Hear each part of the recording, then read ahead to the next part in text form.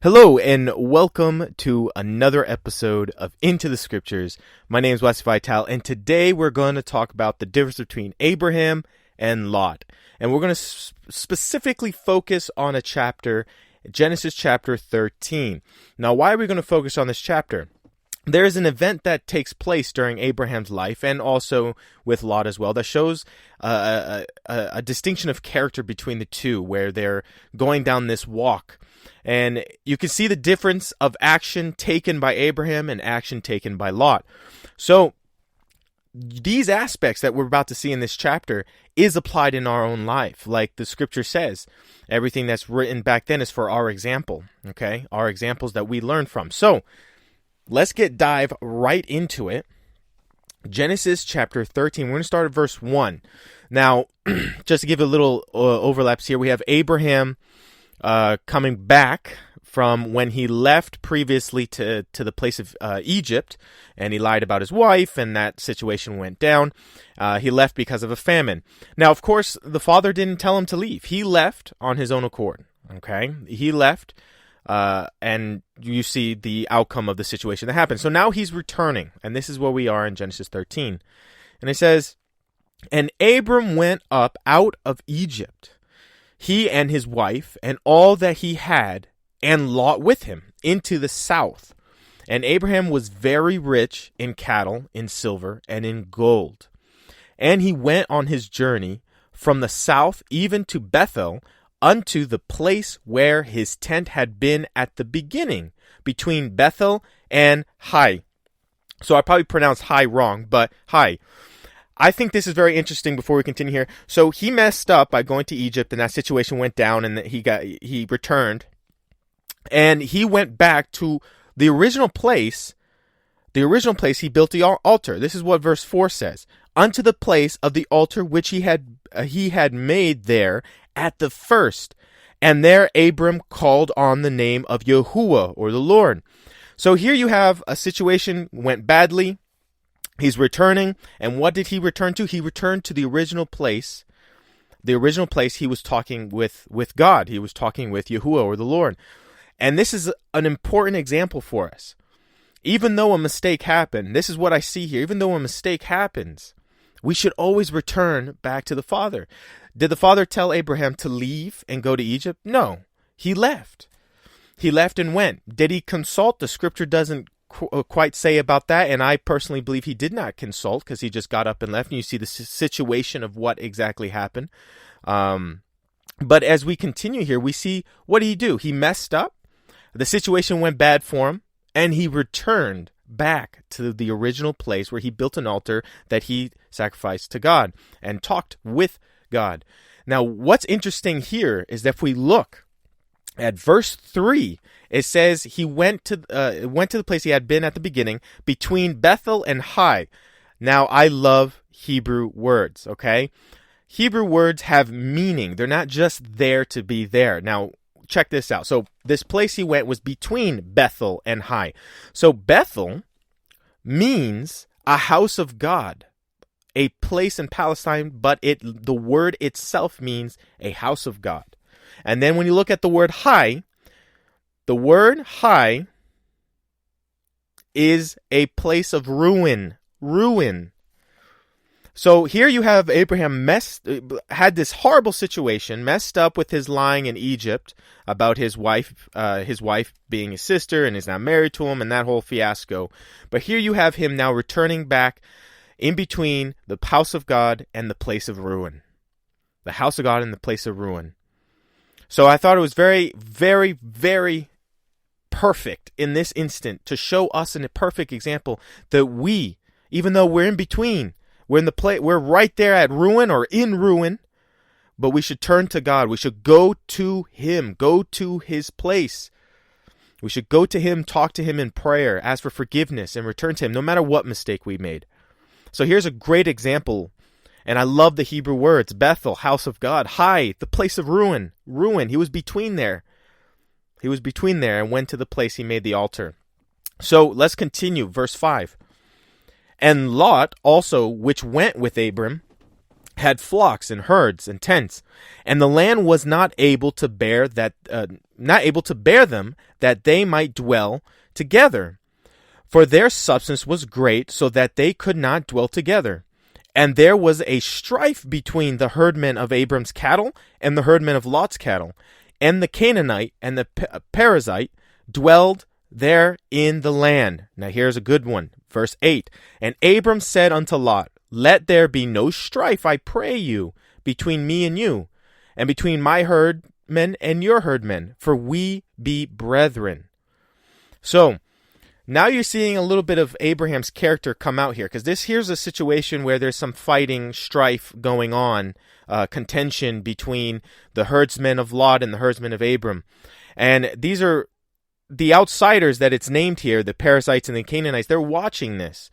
And you can see that Abram here in his character, he's like, let's not fight, we're brothers. And that's exactly what Scripture teaches. Blessed are the peacemakers. Especially when we're talking about brethren. When we're talking about brethren, there's multiple verses of how we should treat one another, how we should be loving one another. Isn't that one of the fruits of the Spirit? That's 2 Peter chapter 1, verse 7. 2 Peter chapter 1, verse 7, and to godliness, brotherly kindness, and to brotherly kindness, charity or love. That's part of the fruits of the Spirit. Now you see Abraham demonstrating the fruits of the Spirit here in this aspect. He doesn't want to fight. Especially you have others watching. So it's very important. Another verse, a second witness, 1 Peter chapter 4, verse 8. And above all things, have fervent charity among yourselves, for charity shall cover the multitude of sins. Now, this is, of course, talking about brethren, and the word charity is referring to love. So how important it is for us to listen to the Messiah when he says, blessed are the peacemakers, especially when we're talking with our brothers and sisters. It is so important because the rest of the world watches. And when they see these things, they see no fruits of the Spirit. They don't see unity. They see disunity. They see something ugly. And that is not how the Bible is supposed to be. We're not supposed to be treating each other like trash. We're supposed to be treating each other like family. Family. Now, of course, there can be disagreements, but strife between it should be squashed. It should be resolved, especially when other people are looking in. Because I've heard the same argument multiple times. Oh, I don't like going. I don't like churches because they're judgmental to each other, and they're just putting everyone down. That's not how we're supposed to be. And because of that, because of the few bad apples, or I say few, but there is a good majority of bad apples out there that's misrepresenting what the Scripture is telling us to do. They're misrepresenting what the congregation or the family or the body of the Messiah is supposed to be. And because of that group, they don't want anything a part of it. And that's why I see here in Abram, when he does this, you can see him portraying the fruits of the Spirit here. Again, let me read verse 8. And Abram said unto Lot, Let there be no strife, I pray, between me and you, between my herdmen and thy herdmen, for we be brethren.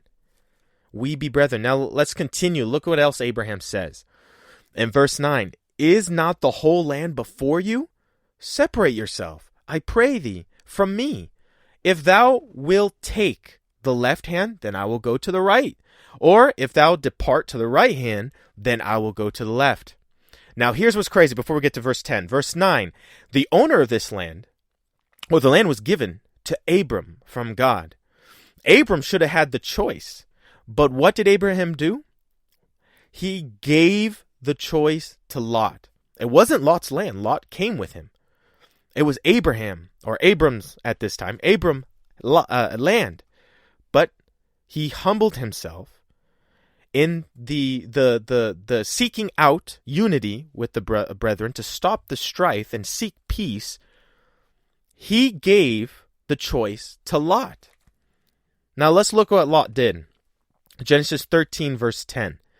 And Lot lifted up his eyes and beheld all the plain of Jordan, that it was well watered everywhere before Yahuwah, or the Lord, destroyed Sodom and Gomorrah. So this is before the destruction of Sodom and Gomorrah. And you see Lot beholding this beauty. Let's continue reading. even as the garden of Yahuwah, like the land of Egypt, as thou comest unto Zihor. And then verse 11, then Lot chose him all the plain of Jordan, and Lot journeyed east, and they separated themselves, the one from the other. So Abraham, again, humbled himself. It was his land. It was given to him by God, and gave Lot the choice.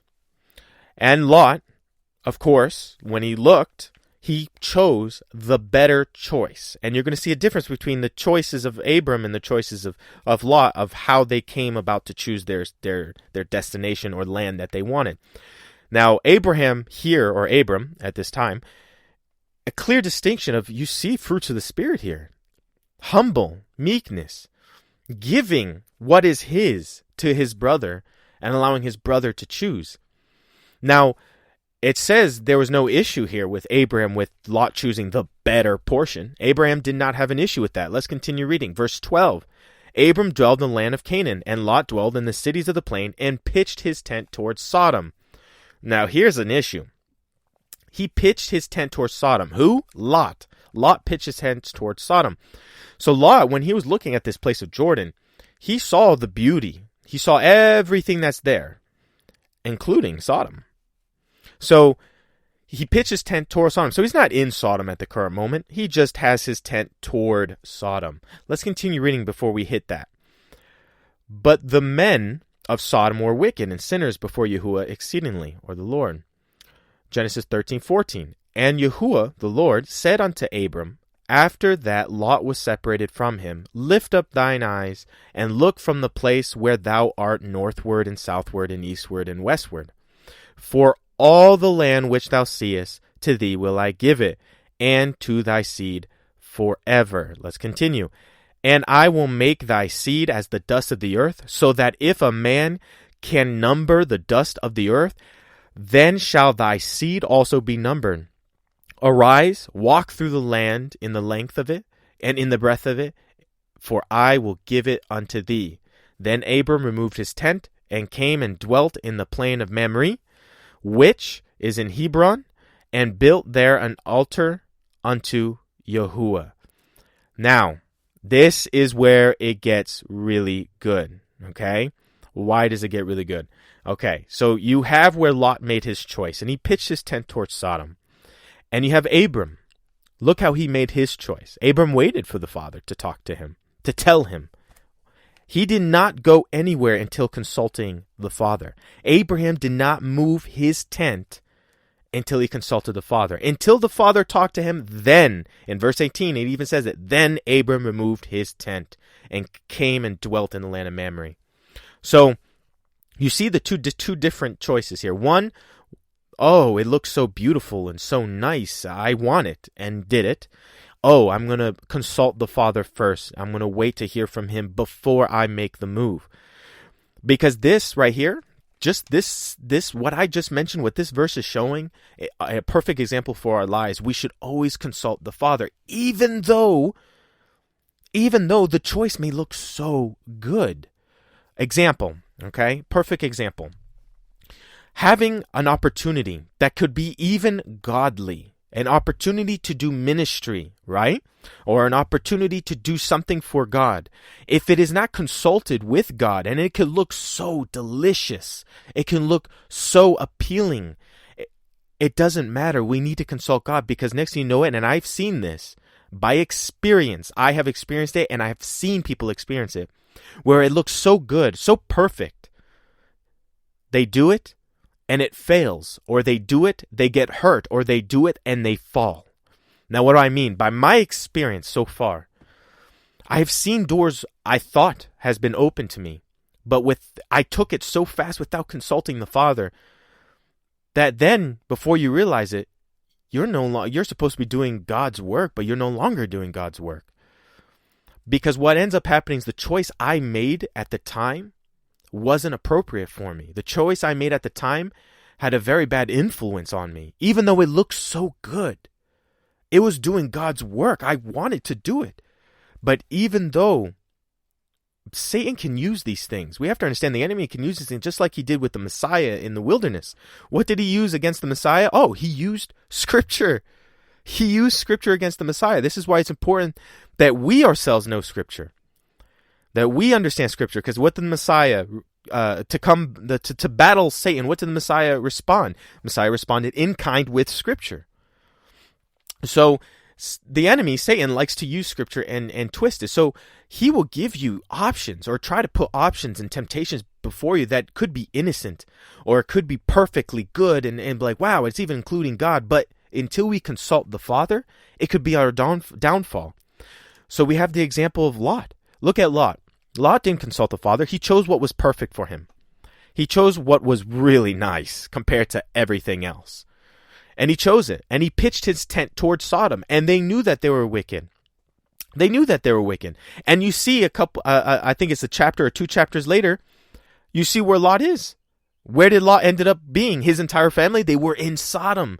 And look, out of all his family that left, all his herdsmen and everything, how many left? How many left? 3 from Sodom before its destruction. This is why it's so important. It may look perfect.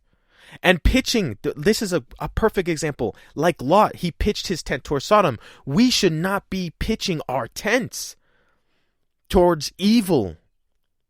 We should not be doing that. We should not be doing that. For me, pitching the tent at this point in time that Lot was doing, he was kind of desiring to be there. It was a nice city, beautiful plain. Everything's nice there. Even though it's wicked, it was nice. And then you see Lot ended up living in it. So here's an example for us to take today. When we have a perfect choice and it's so beautiful and it could be innocent and we don't consult the Father, it could be our downfall.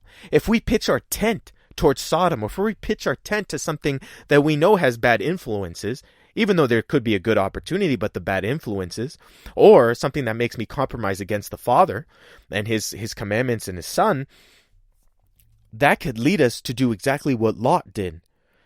Even though we pitched our tent and we're right outside, we're going to find ourselves inside. If we put ourselves before sin, right in front of sin, we're going to find ourselves in sin. That's very important. Very important. It could be a perfectly good decision. This is why we have to consult the Father in every single decision we make. Because look at Abram. Look at Abram. What did the Father give him? For all the land which you see. Now, what did Abraham see? Was it just Canaan? No. The Father said, look to the left, look to the right, look south, look north. He's saying everything. All the land. It says, for all the land which you see, to thee will I give it to you. To thee will I give it to you. And what land was he in at the time? What land was he in at the time? He was in the land that was already given to him. So this is why it's so important for us to consult the Father first. And let us not pitch our tents in front of Sodom. Because before you know it, just like the example of Lot, we'll be right inside of the wicked city. Right inside the wicked city. And you know, in Scripture, the angels had to drag Lot and his family out. That's why it's so important. This example for us, that's written for our examples, like it says in Scripture. We need to take this in heart. This is not just some story that doesn't fit with me. This is to teach us something, to show us something, to reveal us something. And that's why it's so important. So what I learned from this chapter, and I pray that you learn as well, is first, even if we fall, even if we've fallen like Abram and lied about his wife being his sister in that situation he had in Egypt, return back to the Father. Seek him. Go to his place. Pray. Get on your knees. Ask for forgiveness and continue. You may sit between the house of God and the place of ruin, but going to him is the most important thing. Don't sit in that place. Ask for forgiveness and continue forward. Go back to him. That's the example right in the first half of chapter 13 shows us. Go back to him regardless of the mistake that was made. Go back to him. And then another example. We were talking about our brethren. Let's not strife against one another. We're family. We're family. We may have our disagreements. But let not that disagreement turn into possible hate. Because remember, hating your brother, the Messiah himself says, is murder. Is murder. So let us not do that, especially other people are watching us. They're looking to us. And when they see brethren not in unity, in disunity, they see the hatred. There should be no hatred, first off. There should be no hatred. And if there is, there's got to be a reason. If we are not peacemakers, we have to self-examine. We have to go back and consider our ways because something is wrong with us. We always like to blame someone else. But in reality, the scripture always teaches to examine ourselves, that we may not be found reprobates. We need to examine ourselves. In Hosea, it's pretty clear. Consider your ways, for you do not know. Let me go to it real quick. Consider your ways. And that is actually, it's Haggai, I'm sorry. In the book of Haggai, chapter 1, verse 5. It says, now therefore saith Yahuwah, or the Lord of hosts, consider your ways. You have sown much and bring in little. But you eat, but you have not enough. You drink, but you are not filled with drink. You clothe, but there is none warm. And he that earneth wages to put it into a bag with holes. Thus saith Yahuwah, or the Lord of hosts, consider your ways. This is why it's so important that we die daily. We consider ourselves daily. We examine daily. Otherwise, we be exactly what verse 6 in Haggai chapter 1 says. We don't even know our state. We could be calling ourselves something that we are not. What did the Messiah said? Many shall call themselves by my name, but I shall not know them.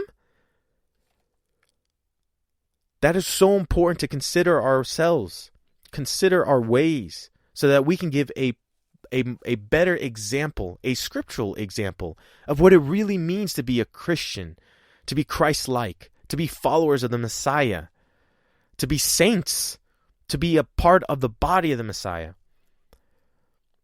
So, we have the brethren, and then we have the aspect in Genesis 13 about consulting the Father in every decision, regardless if the decision looks perfect.